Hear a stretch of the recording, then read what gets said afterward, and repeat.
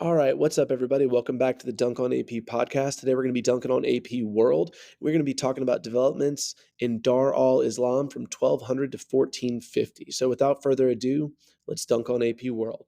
So, remember that Islam from the years 1200 to 1450 and well before that was a major world power.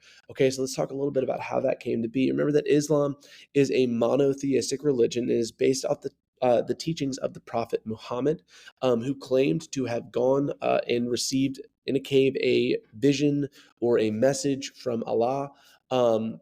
And created the Quran. Okay, so Islam becomes really more than a religion. After that, they accumulate a ton of power. And really from after Muhammad's death, Islam spreads rapidly through military, missionary, and trade activities. They seize a ton of forces between 633 to 718. They create Sharia law. This was an Islamic law based on the Quran and the Hadiths. Essentially, I mean that the Sharia law is while Muhammad is still alive, but living by something called jihad. This literally means the struggle, but it is interpreted differently by different Muslims. For some, it is the struggle against ignorance and unbelief by winning converts, but for others, it is a more physical struggle to actually wage war against non-believers.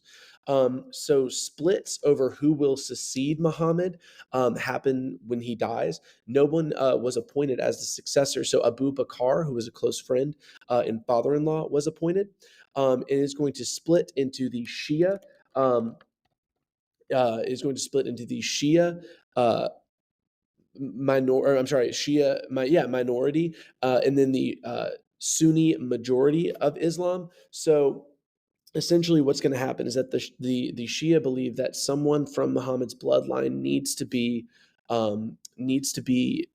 the caliph, the person who was essentially the deputy of Islam, and then the Sunnis say that it needs to be someone who is well qualified. And this is going to lead to a ton of issues in the Islamic faith in the early years. Now, the Umayyad dynasty goes from 661 to 750 AD. They solved the secession issue, and they conquered territory and treat it brutally, splitting spoils among Islamic faithful leaders. And they established the jizya, which was a special tax on conquered peoples who did not convert to Islam. So, Islam is not always killing people who don't believe, but they are taxing them. If you don't convert, we are going to tax you more.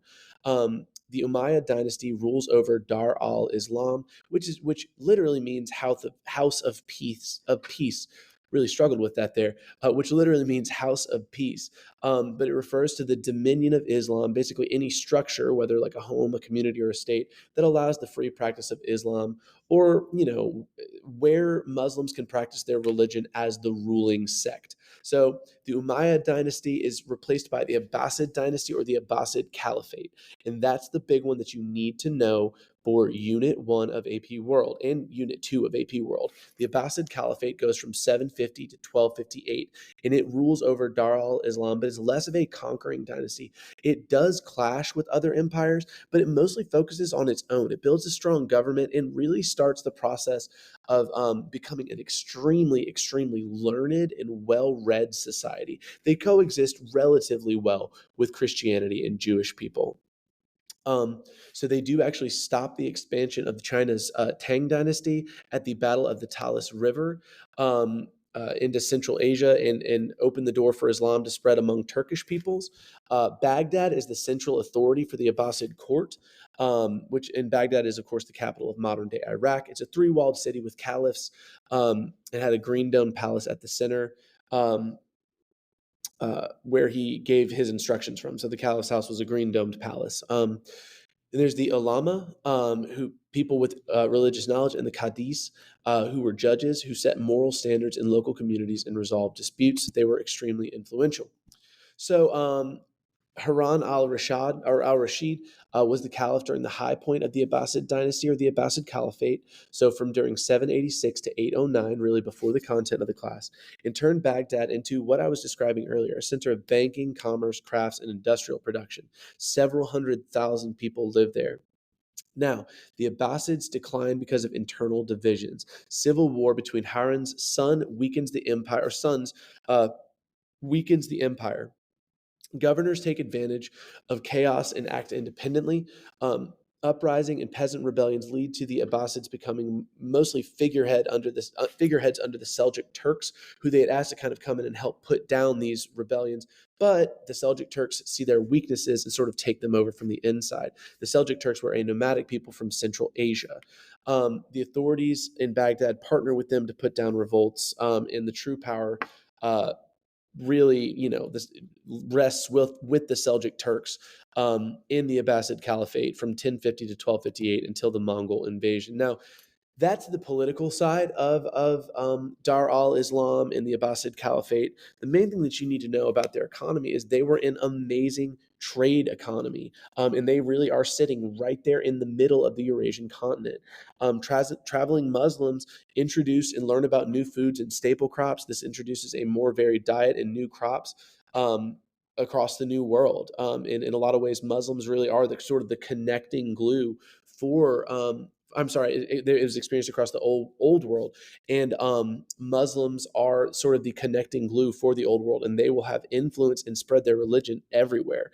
And of course, with more food, you are going to get more population. Okay, so you get increased agricultural production, you get increased transportation, you get increased banking.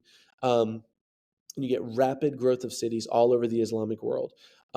Islam spreads greatly by moving items through trade. They do this overland. They help to revive the old Silk Road trades between India, Persia, and the Mediterranean Sea. Roads work for military forces, administrative officials, missionaries, and pilgrims. They travel by camel caravan. And then maritime trade. They actually really improve nautical technology and increase trade. With the Red Sea, the Persian Gulf, the Arabian Sea, and the Indian Ocean. Remember, we talked about how the Song Dynasty would even sometimes use Arab mariners, right?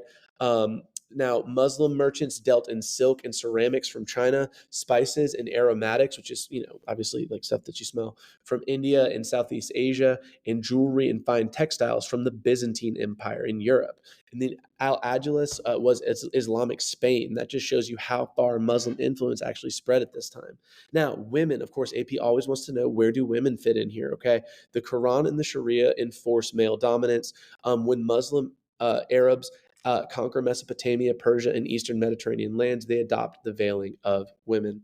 So Muslim intellectuals draw freely from the cultural traditions of Persia, India, and Greece, which they learned during the Umayyad and the Abbasid dynasty eras.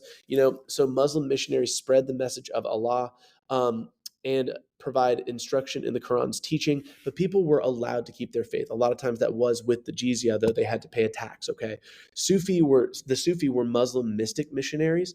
They were very effective, but very spiritual at the expense of actual Muslim doctrine. They were willing to blend with local teachings, and that made them to where a lot more people were willing to adopt what they were teaching.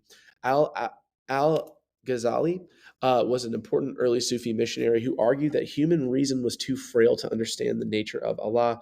And then the madrasas were institutions of higher learning often associated with Islamic teaching. Now, a couple of Islamic values and cultural exchanges. Hajj was the Muslim pilgrimage to Mecca that takes place in the last month of the year, and that all Muslims are expected to make at least once during their lifetime. Abbasid caliphs built infrastructure to allow travelers to get there, and Muslims still do this to this day. Some of the Persian influences on Islam were administrative techniques and literature. Indian influences on Islam were mathematics, science, and medicine. Greek influences on Islam were philosophy, science, and medical writings. So you're going to see the decline you're going to see the decline of the Abbasid Caliphate because of the Seljuk Turks. But in general, you're going to see the fall of the Abbasid Caliphate with the Mongols, but we will get there in Unit 2. Have a great one, guys. Hope you enjoyed Duncan on History.